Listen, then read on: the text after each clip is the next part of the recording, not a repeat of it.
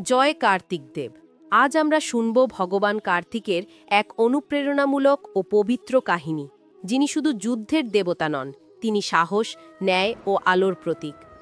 বহু যুগ আগে, যখন পৃথিবী জুড়ে অন্যায় ও অশুভ শক্তি বেড়ে উঠেছিল, তখন দেবতা ও অসুরদের মধ্যে শুরু হয় এক ভয়ঙ্কর যুদ্ধ। অসুর রাজা তারকাসুর দেবতাদের ওপর এমন অত্যাচার চালাচ্ছিল যে দেবলোক কেঁপে উঠেছিল। দেবতারা ইন্দ্রের নেতৃত্বে ব্রহ্মা, বিষ্ণু ও মহাদেবের শরণ নেন। তখন মহাদেব ছিলেন গভীর ধ্যানে, কিন্তু দেবতাদের আর কোনো উপায় ছিল না। তারা প্রার্থনা করলেন, হে মহাদেব, পৃথিবীকে রক্ষা করো, অশুভ শক্তিকে বিনাশ করো। তখন মহাদেবের তেজ থেকে এক অগ্নিশিখা বেরিয়ে এলো। সেই অগ্নিশিখা এতই উজ্জ্বল ছিল যে দেবতারা তার দিকে তাকাতেও পারছিলেন না। দেবী গঙ্গা ও দেবতা আগ্নি সেই অগ্নিশিখাকে নিয়ে গেলেন হিমালয়ের অরণ্যে, যেখানে দেবী পার্বতীর আশীর্বাদে জন্ম নিলেন এক দীপ্তিময় বালক, যার মুখে শান্তি, চোখে আগুনের জ্যোতি এবং শরীরে দেবশক্তির আলো। তিনি হলেন ভগবান কার্তিক, শিব ও পার্বতীর পুত্র, দেবসেনার প্রধান এবং ভবিষ্যতে সেনাপতি। ছোটবেলা থেকেই তিনি ছিলেন বীর, জ্ঞানী ও সত্যনিষ্ঠ। মা পার্বতী তাকে শেখালেন, সাহস মানে ভয় না পাওয়া নয়, ভয়ের মুখেও সত্য পথে থাকা। সেই শিক্ষাই তার জীবনের মূল শক্তি হয়ে উঠল। একদিন দেবতারা তার কাছে এসে বললেন, হে কার্তিক, তুমিই পারবে তারকাসুরকে বধ করতে। তখন তিনি বললেন, আমি যাব, কিন্তু যুদ্ধ করব ন্যায়ের জন্য, প্রতিশোধের জন্য নয়। তিনি নিজের দেববর্ষা ভেল হাতে নিলেন আর সূর্যের মতো দীপ্তিময় হয়ে দাঁড়ালেন যুদ্ধক্ষেত্রে। চারদিক অন্ধকারে ঢাকা, বজ্রপাত, ঝড় আর অসুরের গর্জন, কিন্তু কার্তিক দেব স্থির। তার চোখে জ্বলছে আত্মবিশ্বাস। যুদ্ধ শুরু হলো। দেবতা ও অসুরদের সংঘর্ষে আকাশ কেঁপে উঠল, মাটিতে আগুন জ্বলে উঠল, নদীগুলি রক্তে রঞ্জিত। কিন্তু কার্তিক দেব এক মুহূর্তও পিছিয়ে যাননি। তিনি একে একে অসুরদের পরাজিত করতে থাকলেন। শেষে তিনি তার অগ্নিময় বর্ষা ভেল দিয়ে তারকাসুরের হৃদয়ে আঘাত করলেন। অসুর পরাজিত হল, দেবলোক আবার আলোয় ভুলে উঠল। দেবতারা আনন্দে বলে উঠলেন, জয় সেনাপতি কার্তিক দেব।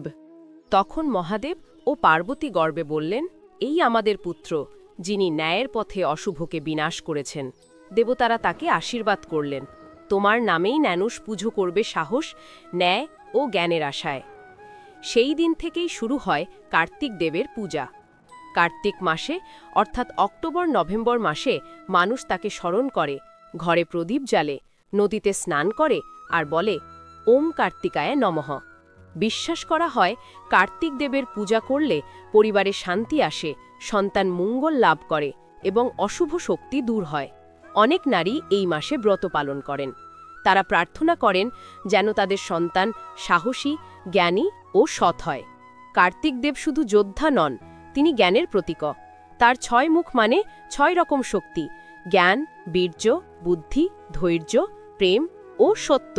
তিনি শেখান, জীবনে যত বাধাই আসুক, নিজের ভিতরের আলো নিভতে দেওয়া যাবে না।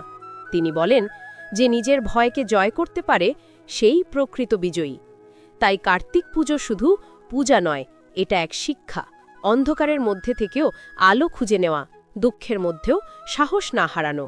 এই কারণেই প্রতি বছর কার্তিক মাসে দীপ জ্বালানো হয়। এই দীপের আলো মানে অশুভ শক্তির অন্ধকার দূর করা। কার্তিক দেবের আরেক নাম হল স্কন্দ, মুরুগন বা শুভ্রমান্য। দক্ষিণ ভারতে তাকে স্কন্দ বা মুরুগন নামে পুজো করা হয়। তিনি যুদ্ধের দেবতা হলেও তার হৃদয় কোমল, কারণ তিনি ন্যায়ের জন্য যুদ্ধ করেন, ক্রোধের জন্য নয়।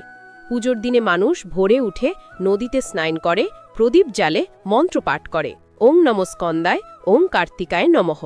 তার পূজায় ধূপ, ফুল, কলা ও দুধ অর্পণ করা হয়। বিশ্বাস করা হয়, কার্তিক দেব সন্তুষ্ট হলে ঘরে অশুভ শক্তি থাকে না, রোগব্যাধি দূর হয় এবং সংসারে শান্তি আসে। এইভাবে দেবতাদের সেনাপতি কার্তিক দেব আজও মানুষের মনে সাহস ও আলোর প্রতীক হয়ে আছেন। তিনি আমাদের শেখান, জীবনের প্রতিটি যুদ্ধ বাইরের নয়, ভেতরেরও। নিজের ভয়, সন্দেহ, অলসতা এগুলোর সঙ্গে লড়াই করাই আসল যুদ্ধ। আর সেই যুদ্ধে জয়ী হতে হলে চাই বিশ্বাস, সাহস ও সত্যনিষ্ঠা। তাই প্রতি বছর কার্তিক মাসে যখন আমরা প্রদীপ জ্বালাই, তখন সেই আলো শুধু কার্তিক দেবকে নয়, আমাদের নিজের মনকেও আলোকিত করে। শেষে আমরা সবাই একসঙ্গে বলি, জয় কার্তিক দেব, ওম কার্তিকায় নমঃ।